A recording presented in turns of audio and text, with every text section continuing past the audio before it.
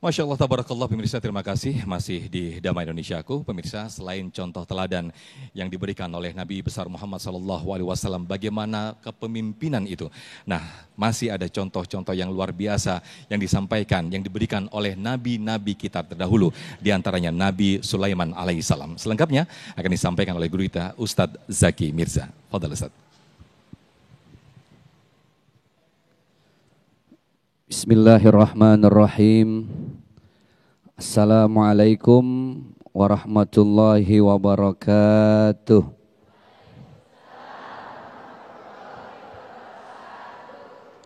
Alhamdulillahi wa kafa. Assalatu wassalamu ala sayyidina Muhammadinil Mustafa wa ala alihi wa ashabihi ahlis sidqi wal wafa.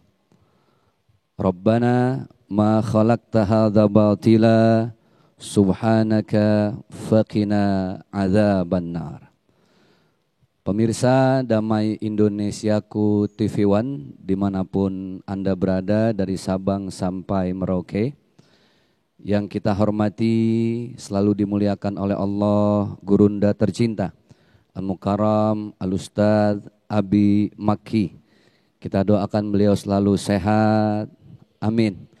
Allah selalu berkahkan hidup beliau dunia akhirat. Amin ya rabbal alamin. Baik, hadirin Bapak Ibu yang berbahagia yang dimuliakan oleh Allah Subhanahu wa taala. Mencontoh kepemimpinan atau leadership itu sebaik-baiknya kita contoh atau kita suri tauladani dari para nabi dan rasul. Nabi Sulaiman, Masya Allah, ini nabi yang paling kaya, tinggal di dalam kerajaan, tidur di atas singgasana. Allah tidak hanya melebihkan dari sisi materi dan duniawi saja, tapi sejarah mencatat dan kita belajar bersama, beliau seorang pemimpin yang bisa bicara tidak hanya dengan manusia. Betul Bu? Bisa bicara dengan siapa aja? Binatang, bisa bicara dengan jin, bisa bicara dengan semut. Walaupun zaman sekarang sempat viral sih di TikTok, ada yang lagi ngobrol sama semut ya. Makoli itu loh. Tapi bagaimanapun subhanallah, inilah pemimpin yang patut kita contoh. Apa yang Allah titipkan pada kepemimpinan Nabi Sulaiman tidak lain Allah juga titipkan pada pemimpin-pemimpin yang lain. Seperti Nabi Ibrahim, Nabi Musa alaihissalam, dan tentunya Nabi besar kita Nabi Muhammad sallallahu alaihi wasallam.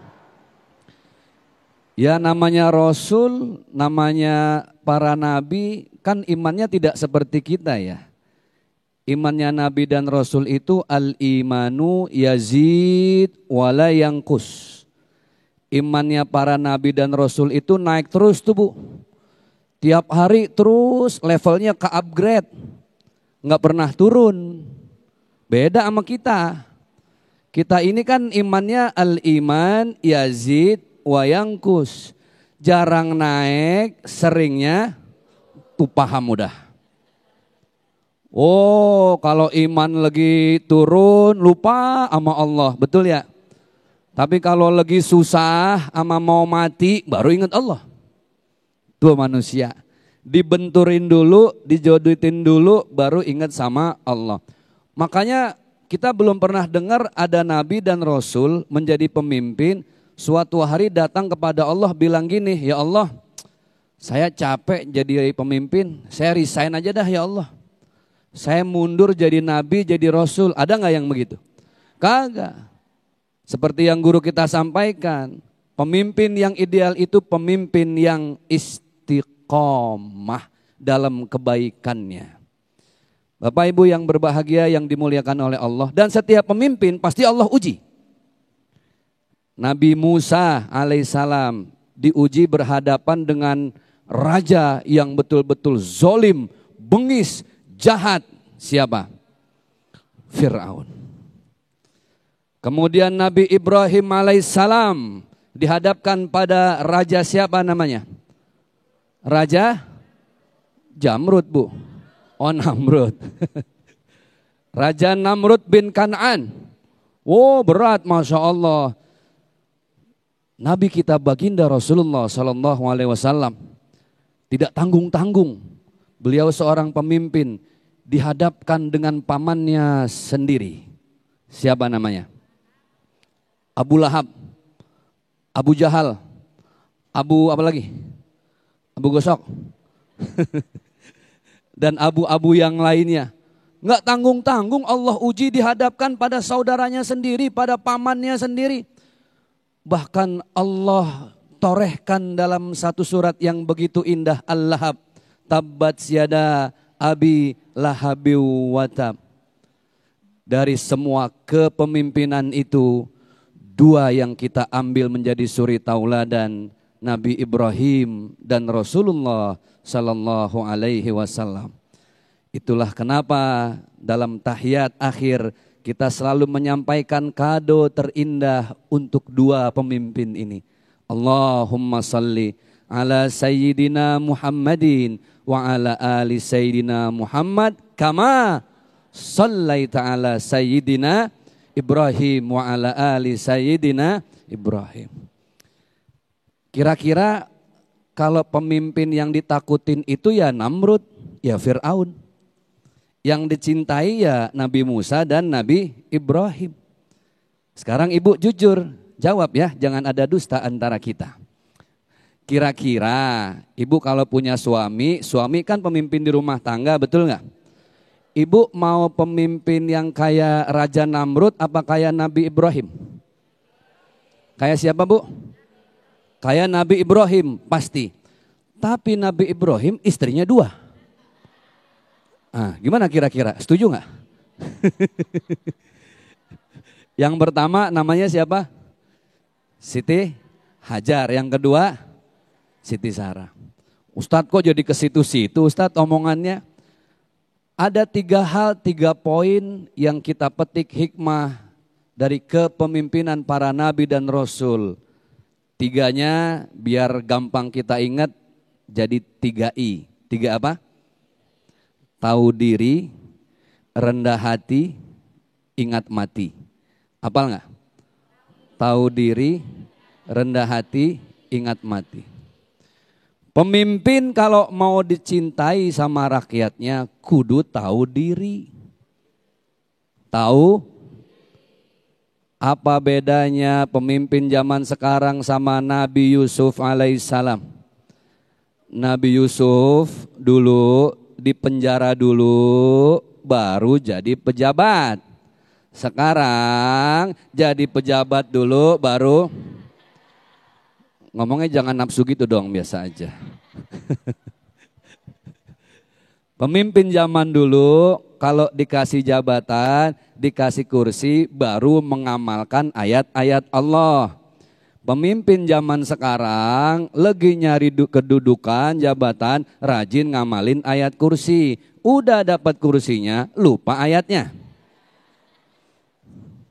Bener gak, Bu?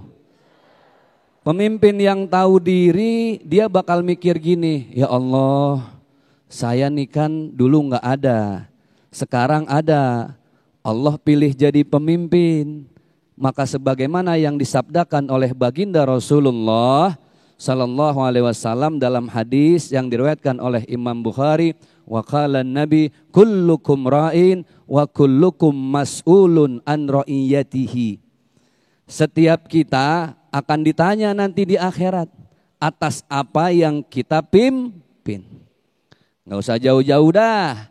Mata yang mimpin siapa? Kita. Orang lain bukan? Bukan. Nih tangan bergerak, yang mimpin siapa? Kita. Mimpinnya dari mana? Dari otak dulu, Bu. Makanya yang paling penting nih kan kepala. Betul nggak? Ya. Karena yang memimpin Allah akan minta pertanggungjawabannya nanti di akhirat atas apa yang kita pimpin, termasuk pemimpin negara. Ingat, ada ayat yang kita hafal bunyinya apa? Faman ya'mal mithqala dzarratin khairan yarah Wa may ya'mal mithqala dzarratin. Silahkan, hakim mau disuap boleh, fakta diputarbalikkan silahkan, jaksa bisa disogok, hukum bisa dibeli, betul nggak? Tapi ingat, Allah sudah menanti di hari pembalasan, Maliki Yaumiddin. Mudah-mudahan kita semua berdoa, pemimpin kita yang akan dilantik esok hari, pemimpin yang amanah dunia akhirat. Amin ya rabbal alamin. Amin, amin ya rabbal alamin. Terima kasih Ustadz Zaki Mirza yang telah melengkapi tema siang hari ini di segmen kedua. Paling tidak menjadi evaluasi dan juga perenungan bagi kita, minimal menjadi pemimpin keluarga untuk mawas diri dan ingat mati. Nah, itu menjadi patokan tersendiri buat kita. Nah, pemirsa, kita akan perdalam materi yang menarik ini di sesi tanya jawab. Namun sebelumnya, Ustadz Zaki Mirza sudah bersiap-siap untuk berbagi berkah kepada para jamaah bersama Luwak White Coffee. Tetaplah bersama kami di Damai Indonesiaku.